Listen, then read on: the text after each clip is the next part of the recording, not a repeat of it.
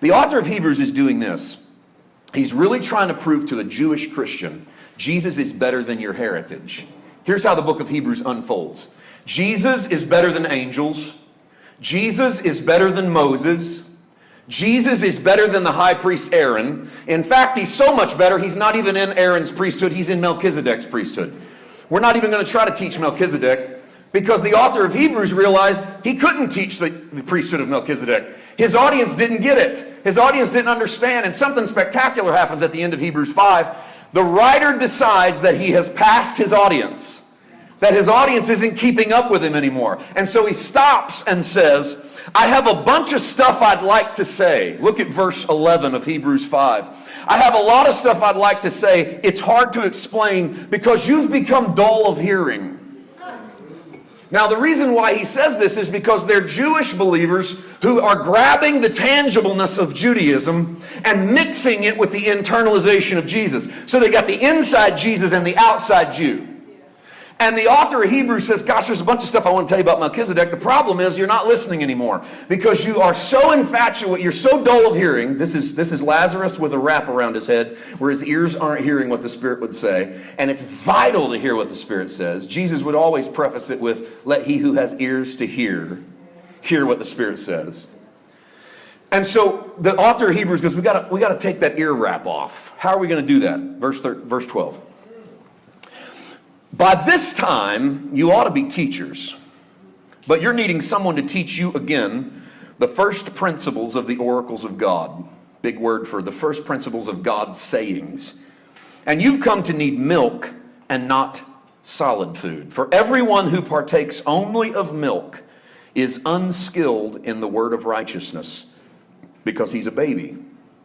But solid food belongs to those who are of full age.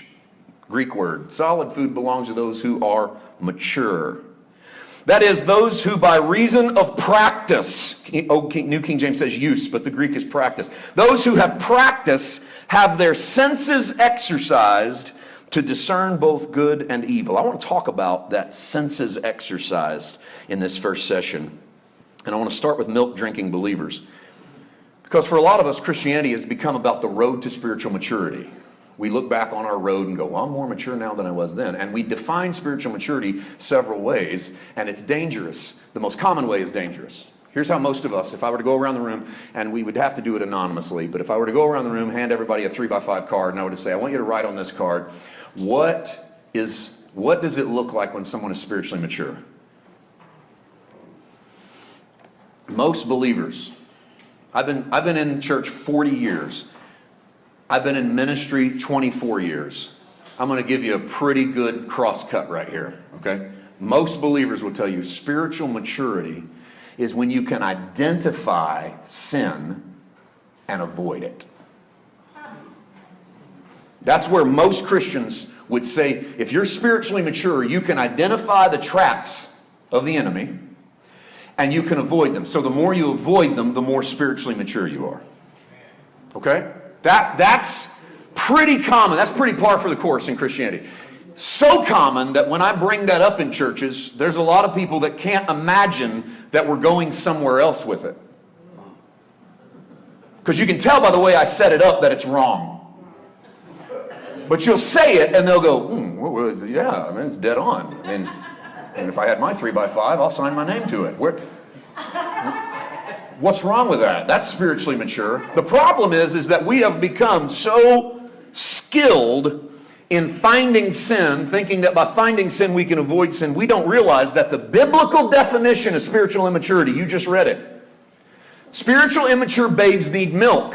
And the writer to Hebrews says the reason they need milk is not because, verse 13, everyone who partakes only of milk is unskilled in being able to spot sin. Now, how many of you are actually looking at Hebrews 5:13?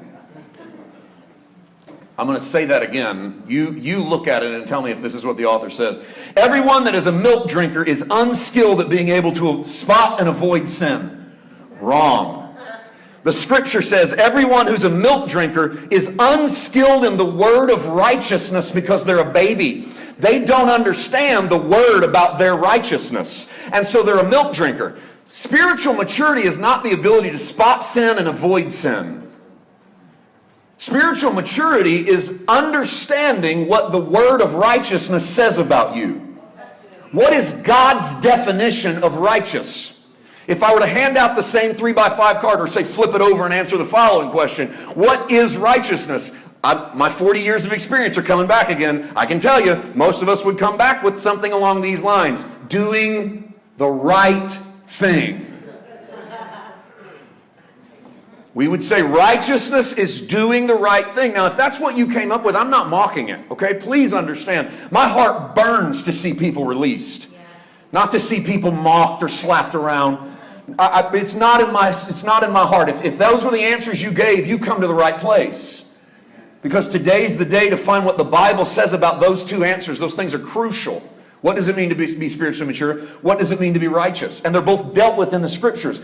And I project that if you can get the answer to those two questions seated down in your heart, your entire Christian life becomes easier to live.